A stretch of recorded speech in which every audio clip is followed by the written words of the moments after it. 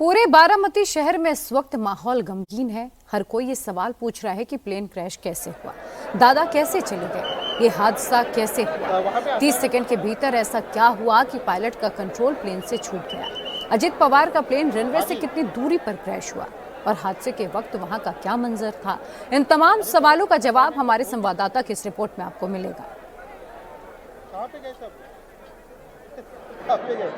वो विमान इसी जगह पर सामने आपको तस्वीरें दिखाई दे रही है, इसी जगह टकराया था। आज सुबह करीब 8:18 पर ये जो विमान है मुंबई से टेक ऑफ किया। टेक ऑफ के दौरान ये जो विमान है वो पुणे एटीसी के संपर्क में था। जैसे ही ये बारामती एयरफील्ड के संपर्क में आया तब बारामती एटीसी से संपर्क किया गया। उस दौरान जो प्राथमिक जानकारी सामने आई उसके मुताबिक एटीसी ने पूछा पायलट से कि क्या आपको रनवे दिखाई दे रहा है या नहीं।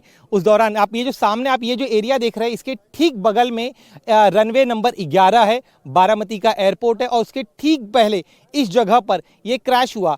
बारामती एटीसी ने सबसे पहले पूछा पायलट से कि क्या आपको रनवे दिखाई दे रहा है। उस दौरान पायलट की तरफ से कहा गया कि रनवे दिखाई नहीं दे रहा है। जब उन्हें उस दौरान के स्थिति के बारे में पूछा गया एटीसी की तरफ से तब पायलट ने कहा कि हवा शांत है, विजिबिलिटी करीब 3000 मीटर की है और चूंकि रनवे दिखाई नहीं दे रहा था तब एटीसी की तरफ से कहा गया पायलट को कि वो एक गो अराउंड करे यानी ये जो एयरपोर्ट का जो रनवे है उसके एक चक्कर लगाकर है, उसके बाद दोबारा प्रयास किया जाएगा।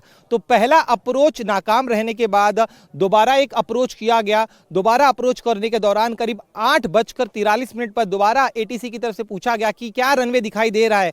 उस दौरान पायलट की तरफ से कहा गया कि रनवे दिखाई दे रहा है। इसके बाद लैंडिंग की अनुमति दी गई 8:44 पर, लेकिन इस लैंडिंग की अनुमति देने के बाद पायलट की तरफ से यह जो मैसेज दिया गया था एटीसी की तरफ से उसका रीडबैक नहीं आया, यानी इस मैसेज के मिलने के बाद पायलट की तरफ से कोई जानकारी नहीं दी गई और महज 1 मिनट बाद ये जो रनवे नंबर 11 है उसके थ्रेशोल्ड एरिया यानी जो शुरुआती एरिया है उसके पास से आग की लपटें हुए उठती हुई दिखाई दी और इसके तत्काल बाद एटीसी की टीम ने यहां पर जो रेस्क्यू टीम थी उसे यहां भेज दिया और जब यहां पर घटनास्थल पर पहुंचे तब सामने विमान का मलबा दिखाई दे रहा था। अब मैं आपको भौगोलिक तौर पे बताता हूं कि आखिर यहां पर यह हादसा संभवतः कैसे हुआ होगा।